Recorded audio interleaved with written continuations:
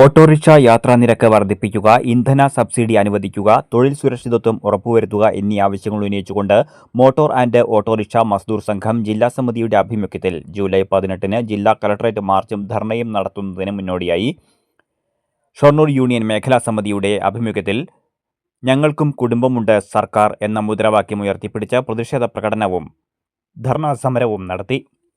Union ജില്ലാ general secretary Sasi Chorottoor ഉദ്ഘാടനം ചെയ്തു.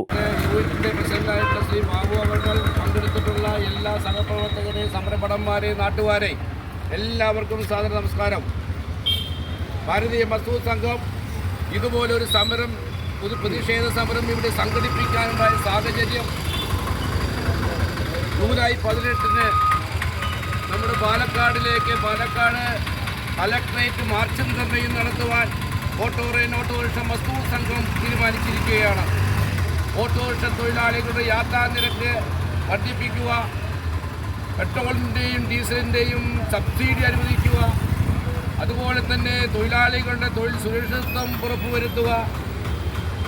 ഈ ഷൊർണൂരിലെ തന്നെ നമ്മുടെ ഈ ബസ് ജീവനക്കാരെ ഈ ഷൊർണൂർ റെയിൽവേ സ്റ്റേഷൻ്റെ മുമ്പിൽ കാട്ടിക്കൊണ്ടുന്ന ഈ ടൈമിങ്ങിന് വിരുദ്ധമായിട്ടുള്ള യൂണിയൻ മേഖലാ സെക്രട്ടറി എൻ സുനിൽകുമാർ അധ്യക്ഷത വഹിച്ചു. മേഖലാ കമ്മിറ്റി അംഗം C Manoj, V Manikandan, A Hariprathapan, M S Babu, P K Sajan, P Sudhakaran എന്നിവർ സംസാരിച്ചു.